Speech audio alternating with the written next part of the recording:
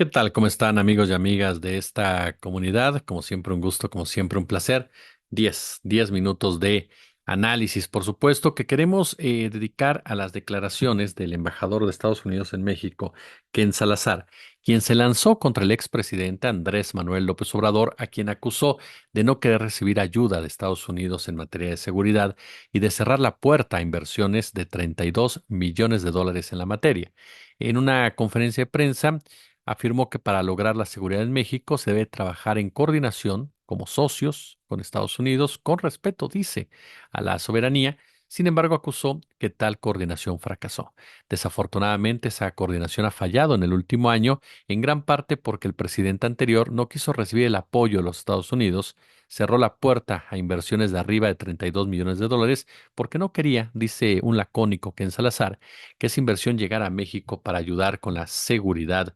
precisamente del pueblo. Además, afirmó que para llegar a la seguridad se requiere una fuerte inversión, un fuerte sistema de justicia, un sistema de justicia que se debe de trabajar. Por supuesto que Ken Salazar criticó la estrategia implementada por el presidente López Obrador, que se definió por algunos sectores como abrazos, no balazos, al señalar que no dio los resultados esperados y advertir que la austeridad republicana iniciada durante el gobierno anterior, bueno, representa un riesgo grave en materia de seguridad. Textualmente dijo, se tienen que invertir recursos en el tema de la seguridad. Eso quiere decir que la austeridad republicana no va a trabajar para ayudar a tener una seguridad para el pueblo de México. La estrategia de abrazos, no balazos, no funcionó. La parte del concepto que tiene validez es de la prevención, pero esos son programas que deben seguir. Fue lo que dijo el embajador Ken Salazar, este embajador actualmente ya totalmente denostado, un personaje sin ningún tipo de ética, sin ningún tipo de principios, un hombre que defiende los intereses de transnacionales, lo ha demostrado así durante todo su periplo en México. No recordemos la forma como operó, cómo se afanó precisamente para que fuera desechada la reforma energética presentada por el presidente Andrés Manuel López Obrador, porque a final de cuentas cuestionaba y de manera contundente los intereses para un sector en el cual Ken Salazar siempre ha estado del lado de la iniciativa privada. No olvidemos que él, como muchos otros embajadores, a raíz de que en Estados Unidos se vive una plutocracia en donde son las corporaciones, la corporatocracia, las que definen la política exterior, pues es uno de esos embajadores que ubican en países en donde hay ciertos temas que interesan no a un pueblo, sino a una serie de transnacionales. Ahora, las declaraciones no son, por supuesto, espontáneas, no son casuales, se enmarcan en una estrategia de Estado norteamericano que busca presionar a la doctora Claudia Sheinbaum para que regrese al nivel de cooperación, que no es otra cosa más que subordinación, que llevó a cabo Felipe Calderón, Enrique Peña Nieto y Vicente Fox Quesada, en donde las agencias norteamericanas hacían lo que les daba su reverenda gana en nuestro territorio con los resultados ya vistos. Eso es algo que a mí me llama mucho la atención. ¿Cómo es posible que haya plumas, que haya voces, que haya políticos en nuestro país? En Estados Unidos lo puedo llegar a entender porque son sus intereses, pero en el nuestro, que defiendan ese tipo de posturas cuando ya vimos y ya vivimos lo que significa hacerles caso, ya fuimos testigos de cómo este país se hundió en su propia sangre, una hemorragia que hoy por hoy sigue siendo en muchos sentidos y en muchas partes abundante. Ya fuimos testigos precisamente de cómo esa estrategia de confrontación macho alfa proveniente precisamente de la Unión Americana no sirve más que para beneficio de ese pequeño grupúsculo. Y aquí es donde reitero un discurso que he manifestado con ustedes en otras oportunidades. Esa mal llamada guerra contra las drogas en realidad es la administración y el uso del mercado de las drogas de una forma injerencista. Por lo tanto, cuando Ken Salazar señala, nos cerraron la puerta a la cooperación, quiere decir que les impidieron precisamente involucrarse e intervenir de más en nuestro país. Cuando habla de que ellos quieren apoyar al pueblo de México, el señor Ken Salazar le falta el respeto al mismo pueblo de México, que sabe y entiende perfectamente bien que Estados Unidos jamás busca el beneficio de nadie que no sea el de sí mismo. Y así ha sido, porque ese mercado de las drogas, ellos lo utilizan para saquear a los países, para saquear los recursos naturales en beneficio de esa corporatocracia, que es la que realmente maneja todo este entramado, aunque parezca un asunto muy particular, un asunto grandilocuente, un asunto incluso que podría rayar en el tema de la conspiracionitis, la realidad es que es así. Y tan es así que está más que comprobado precisamente por la misma historia y por los mismos antecedentes políticos como tales, el uso que se le da al mercado de las drogas. Ken Salazar es un cínico, pero reitero, no es una casualidad.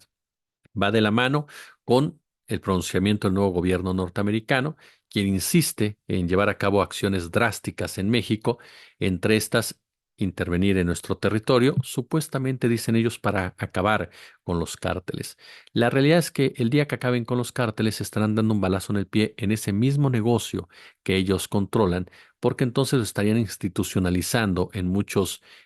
aspectos. Estarían dañando a la industria armamentística que a través de la CIA arma precisamente a los cárteles, estarían dañando a la industria financiera que lava el dinero que se lleva por parte del mercado de las drogas a través de la operación misma de estas organizaciones ejecutoras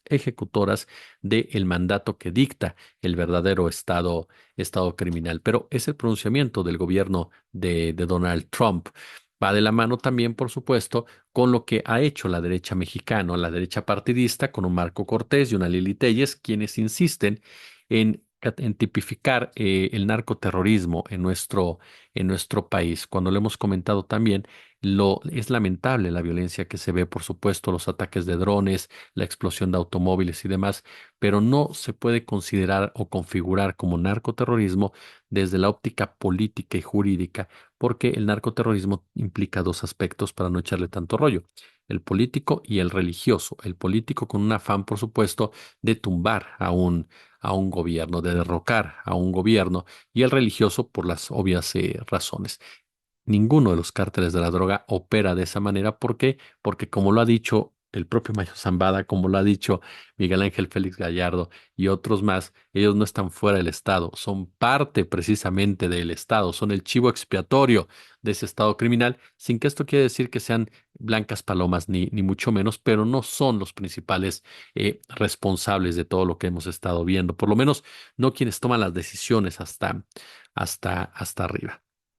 Va de la mano con un pronunciamiento a la derecha de Ricardo Salinas Pliego, ¿no? Un personaje que abiertamente ha hablado de armar a todo el mundo, que constantemente replica noticias de violencia que se vienen generando, por ejemplo, en Sinaloa, en donde él tiene muchos intereses, por cierto, y Sinaloa muy particular, porque ese enfrentamiento entre mayos y chapos fue asusado por las propias agencias de inteligencia norteamericanas, y estos volantes que cayeron, que nunca se me van a olvidar, que hablaban de derrocar a un gobierno. En realidad, ese tipo de términos y conceptos dudo mucho que los maneje la Malliza. En realidad tienen más ese tufo de la CIA, la DEA, esa teoría del shock en un momento dado, y tienen y buscan darle al narcotráfico ese perfil político que están tratando de encontrar para poder tipificarlo de esa manera y abrirle la puerta a ese intervencionismo norteamericano completamente hipócrita, porque ellos mismos